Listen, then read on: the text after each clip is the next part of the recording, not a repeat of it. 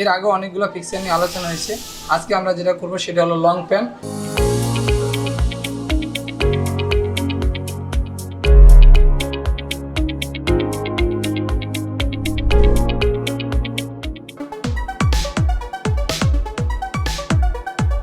আসসালামু আলাইকুম, আমি মোহাম্মদ ইমাম হোসেন।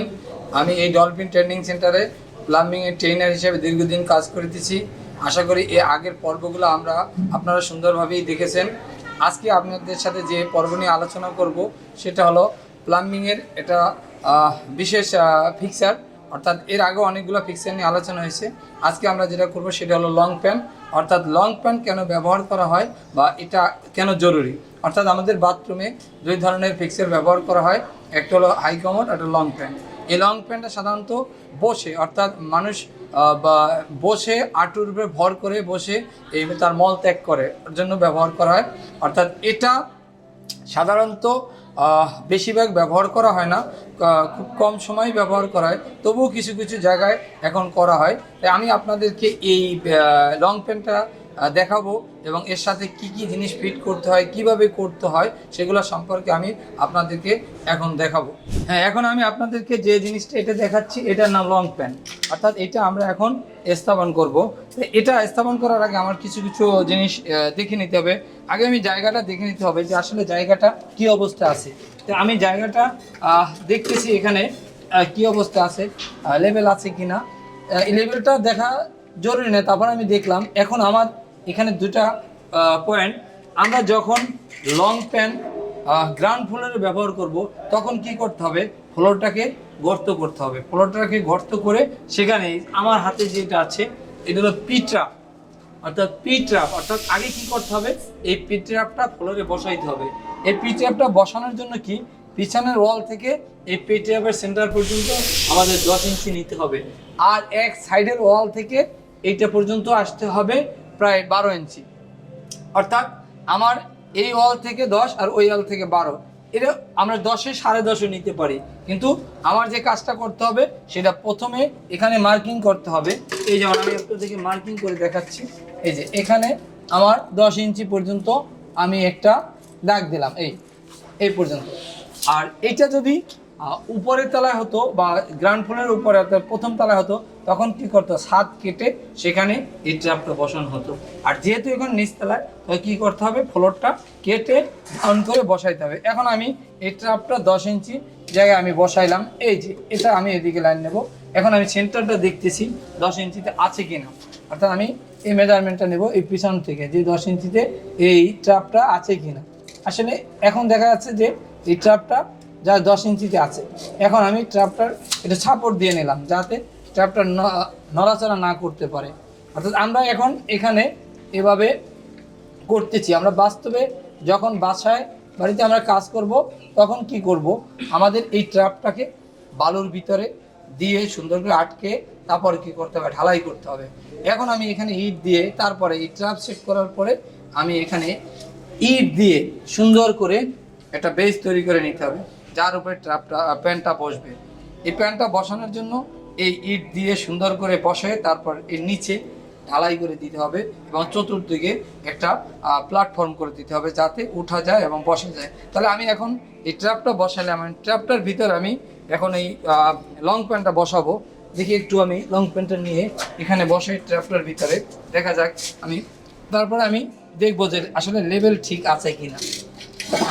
আমি এই প্যান্টটা এখানে বসাইলাম, এখন দেখি আমার আসলে কি অবস্থায় আছে। হ্যাঁ, এখন দেখা যাচ্ছে যে আমি একটু লেভেলটা দেখি যে ঠিক আছে কিনা। হ্যাঁ, একুরেট লেভেল আছে আমার। এখান থেকে এখানে এই ধরে দেখলাম যে লেভেলটা পানিটা ঠিক মাঝ বরাবর আছে। তার মানে কি মাঝ বরাবর থাকা অবস্থায় আমার এই পানিটা প্যান্টটা ঠিক অবস্থানে আছে। এখন আমি যে কাজটা করব, এই প্যান্ট বসাইলাম। এখন আমার দেখেন এটা ট্র্যাপ। আগেও বলেছিলাম এই ট্র্যাপ কী কাজে ব্যবহার করা হয়। ট্র্যাপের ভিতরে একটা গর্ত আছে যেটাকে বলা হয় ট্র্যাপ সিল। এই ট্র্যাপ সিলের ভিতরে পানি জমা থাকে যেটা দ্বারা এই বাহির থেকে দুর্গন্ধ ভিতরে প্রবেশ না করতে পারে। আর এখান থেকে একটা পাইপ এখান থেকে ওয়াল ছিদ্রে বাইরে চলে যাবে। এটা সেফটি ট্যাঙ্কের সাথে কানেকশন থাকে অথবা ড্রেনেজের সাথে আমরা কানেকশন করে দিই যাতে ময়লাগুলো সরাসরি চলে যায়। তো এখন আমাদের এই পদ্ধতির পরে এখন আমাদের কি করতে হবে, এটা করার পরে আমাদের একটা ফ্লাশিং সিস্টেম লাগবে, অর্থাৎ এই ময়লাগুলো পরিষ্কার করার জন্য অটোমেটিক একটা ফ্লাশিং সিস্টেম ব্যবহার করতে হবে। এই ফ্লাশিং সিস্টেমটা সাধারণত 15 থেকে 24 ইঞ্চি উচ্চতা থাকে নিচের সাইড, অর্থাৎ এখান থেকে আমি যদি মাপ দিই তাহলে দেখা যায় এখানে 24 ইঞ্চি 2 ফিট পর্যন্ত এখানে উচ্চতায় থাকে। এই 2 ফিটে আমরা এটা দাগ দিয়ে নিলাম, এই পর্যন্ত স্ট্যান্ডার্ড। এবং অনেক সময় এটা এদিক ওদিকও হতে পারে, তাহলে আমি ফ্লাশিং সিস্টেমটা করার পরে এখানে দেখা যায় এই ফ্লাশিং সিস্টেম, এটা ফ্লাশিং সিস্টেম কেন, এটার মাধ্যমে পানিটা এসে ফ্লাশ হয়, অর্থাৎ আমার যে পানিটা আসবে সেটা যদি আমি এখানে পুশ করি তাহলে ফ্লাশ হবে। আর এই যে ফ্লাশিং পাইপ, এটা হলো ফ্লাশিং পাইপ, এটার সাথে এই যে ফ্লাশ পাইপের সাথে এই কমোডের এই চিত্রের সাথে কানেকশন হবে।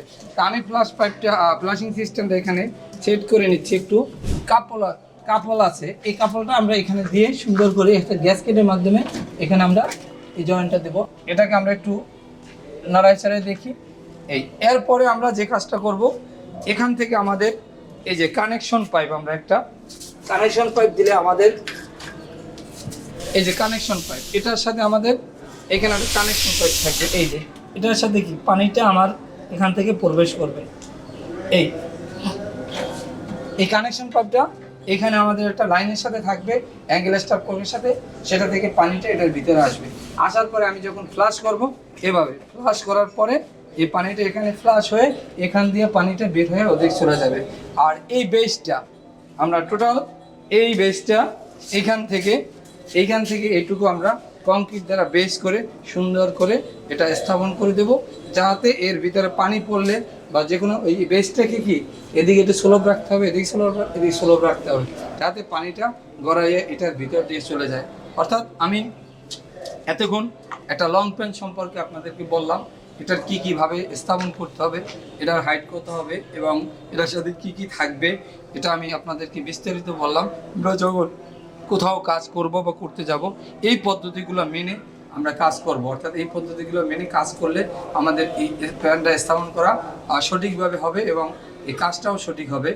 আশা করি আপনারা এই সম্পর্কে বুঝতে পেরেছেন, আশা করি সবাই সঠিকভাবে বুঝতে পেরেছেন। সুতরাং এই প্লাম্বিং সম্পর্কে জানতে হলে আপনারা আমাদের সাথেই থাকুন, চ্যানেলটি সাবস্ক্রাইব করুন এবং ভিডিওটি বারবার শেয়ার করে অন্যকে দেখার সুযোগ করে দিন। ধন্যবাদ সবাইকে।